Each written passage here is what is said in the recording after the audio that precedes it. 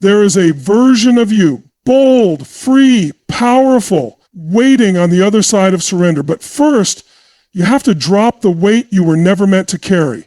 And today, we're going to name that weight. We're going to rip it out by the root. And you're going to walk out of here not just motivated, but liberated. You know what's wild? Most people will go their whole life not realizing that the biggest prison they'll ever face is the one they built in their own mind. And they built it out of stories. Stories someone else gave them. Maybe it was a parent, a teacher, a partner, society. Somewhere along the line, you picked up a belief that sounded like you're not smart enough, you're not talented enough, you're too much, you're not enough. And here's the real problem. You believed it. See, those lies became your identity. And once you attach a story to your identity, you'll do everything you can to stay consistent with it, even if it's destroying your confidence, your joy, your potential, because the human nervous system craves certainty, even if that certainty is toxic. So you keep playing small. You keep quiet when your voice wants to roar. You stay stuck because some voice in your head whispers, "This is just who I am." But that's a lie. That's not who you are. That's who you've been told to be. There's a massive difference. When you were born, you didn't question your worth. You didn't worry if you were too loud or too messy or too bold. You just were, fully, authentically. You laughed when you felt joy. You cried when you needed something. You took up space unapologetically. That's the real you. Then life happened. Pain happened. Rejection happened. And every time it did, you adjusted a little. You shrank a little. You tucked your real self away and put on a mask that made you feel safer. But here's the cost. That mask may protect you from rejection, but it also blocks you from real connection, real joy, and real power. You cannot access your highest potential while living under a false identity. You can't reach for greatness while clinging to limitation. So right now, I want you to ask yourself, what story am I living that no longer serves me? What belief have I accepted as truth just because it was familiar? What inner script do I repeat that keeps me locked in fear or procrastination or guilt? Because here's the deal, you don't get to rewrite your life until you rewrite your story. You got to interrupt the pattern. You got to challenge the belief. You got to call out the lie and say, that's not mine anymore. I refuse to carry it one more day. Some of you have been carrying lies so long, they feel like truth. You've been rehearsing pain for so long, it feels like identity. But just because it's familiar doesn't mean it's real. This is your moment to reclaim your power. And reclaiming your power starts with releasing what was never true in the first place. You don't need more motivation. You need to remember who you were before the world told you who to be. You need to stand up and say, I am not my past. I am not my pain. I am not the label they gave me. I am the one who decides what I believe from this moment forward. Because when you release the lies that limit you, the truth will set you on fire. And the world needs that fire. Let me tell you something that most people don't want to hear. Your past isn't holding you back. Your attachment to it is. We all have a story. Some of it's beautiful, some of it's brutal. Some of it shaped us in powerful ways, and some of it nearly broke us. But the truth is, the past only has power when you keep feeding it with your focus, your energy, and your identity. Too many people are trying to create a new future while dragging the dead weight of the past behind them. It's like trying to run full speed with a chain around your ankle. You wonder why you can't gain momentum, why you keep falling into the same patterns, why it feels like something always pulls you back just when you start to break through. It's because you haven't let go. And it's not always the big traumas that trap us. Sometimes it's the little things. The regret over the chance you didn't take. The shame over how you showed up in a moment of weakness. The pain of who left or what you lost. And because you haven't healed it, you relive it. You replay it in your mind. You use it as proof that maybe you're not meant to have the life you dream about, that maybe happiness is for other people.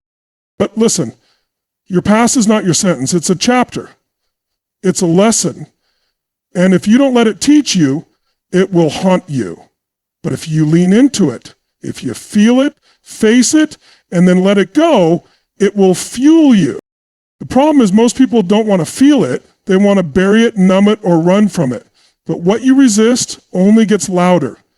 What you suppress becomes the very thing that controls you. You've got to look it in the eye. You've got to say, I see what happened. I honor what I survived. And now I choose to move forward. Because moving forward doesn't mean forgetting. It means forgiving. Not always for them, but for you. So you can be free. So you can stop leaking energy into a past you can't change and start investing it into a future you can. You don't need to fix the past. You need to free yourself from it. You are not what happened to you. You are what you decide to become after it. That's where real power begins. Not in the avoidance of pain, but in the transformation of it. You take the ashes and you build something greater. You take the wound and you turn it into wisdom. And I know some of you are still holding on because you think letting go means it didn't matter. You think if you forgive, you're letting them off the hook. No. You're letting yourself off the hook. You're refusing to be defined by a moment in time. You're choosing your future over your familiar pain. Let go of the guilt. Let go of the what ifs. Let go of the need to rewrite a past that cannot be changed.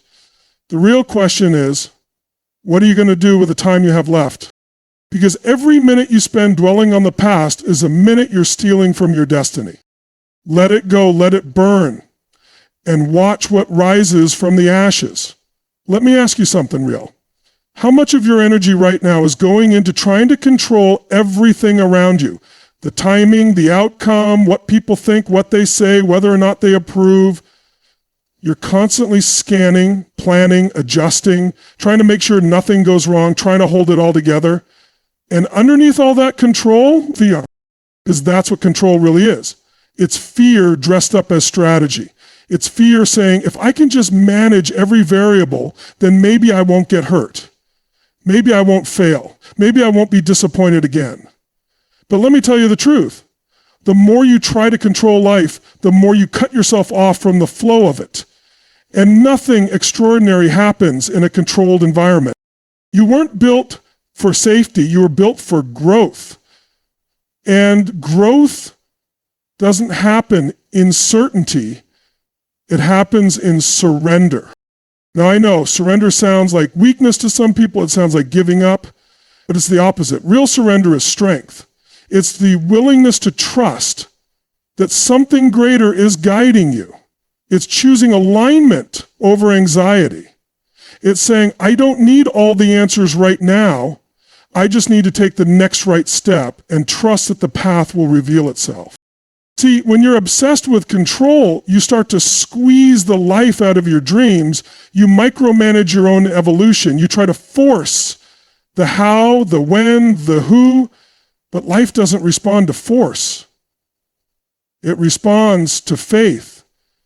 It responds to presence, to courage, to your willingness to let go of the illusion that you're supposed to have it all figured out before you move. Most powerful people I've ever seen are the ones who've learned to dance with the unknown. They're the ones who've trained themselves to breathe when things feel uncertain, to stay grounded when the plan changes, to adapt without losing their fire. Because life will change the plan. The people you thought would stay might leave. The job you thought was secure might end. The path you thought was yours might close. And if you're still gripping so tight to how it was supposed to go, you'll miss the new door opening right in front of you. You've got to trade the illusion of control for the truth of freedom. And freedom comes from trust. Not just trust in others, but trust in yourself. Trust that you can handle whatever comes. Trust that even if it doesn't look how you expected, it's still working for your highest good. Trust that if something falls away, it's because something stronger is trying to rise. And I get it. Trust isn't easy when life has shaken you, when plans have fallen apart, when people have let you down. But every time you let go of control, you give life room to surprise you. You create space for grace to show up. And when grace enters, everything changes. So stop trying to grip the steering wheel so tight. Loosen your hands, loosen your jaw, drop your shoulders, breathe. You don't need to control the wind. You just need to adjust your sails. You just need to listen, lean in, and let life move through you instead of constantly trying to manage it. Because the moment you surrender is the moment your power starts to rise, not from force, but from flow. Let me tell you something most people secretly battle with, but rarely say out loud. They're terrified of being fully seen. Not just liked, not just accepted, seen.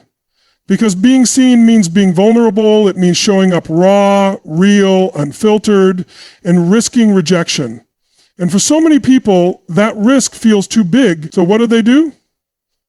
They shrink, they shapeshift. They play roles that feel safe instead of living lives that feel true. And let me be clear, that fear doesn't make you weak, it makes you human. We've all been burned, we've all been judged. Somewhere along the line, you probably heard that your voice was too loud. Your dreams were too big. Your personality was too intense. Your truth was too much. And instead of realizing that those people couldn't handle your light, you dimmed it. You toned yourself down to make others comfortable. You learned how to be agreeable instead of authentic. You wore the mask, played the part, followed the script. But deep down, you knew something was off. Because you can only pretend for so long before the weight of your own truth starts demanding to be heard. The problem is we've been conditioned to believe that exposure equals danger. That if people really knew who we were, our insecurities, our passion, our fire, our flaws, they'd walk away. So we hide behind filters, performance, perfectionism. But all that armor doesn't protect you, it suffocates you. You can't grow while you're in hiding. You can't connect deeply with others while pretending to be someone you're not. Your power lives in your authenticity. And I know that word gets thrown around a lot, but I mean it in the deepest sense. I'm talking about radical honesty, the kind of truth-telling that says, this is who I am. This is what I believe. This is what I want. And I'm not apologizing for it. When you speak from that place, when you show up with nothing to prove and nothing to hide, that's when people feel you. That's when the game changes. Because here's what's wild. The very thing you're afraid will push people away is the thing that draws the right people in. Your truth is magnetic. Your boldness, your vulnerability, your realness, that's what creates connection. That's what builds trust. That's what gives other people permission to stop hiding too. But it starts with you. You have to be the one to drop the act. You have to be the one to go first, to risk being seen, to risk not fitting in, to risk standing alone. Because your future isn't found in conformity, it's found in courage. And don't think for a second that your full expression is too much. That's just a lie you picked up from people who weren't ready for you. You're not too much. You're more than enough. You were never meant to blend in. You were meant to stand out, to challenge, to elevate, to inspire, to lead. So this is the moment you stop asking for permission to be who you are. You don't need the world to agree. You don't need to be understood by everyone. You just need to stand in your truth and let your light hit the world exactly the way it was meant to.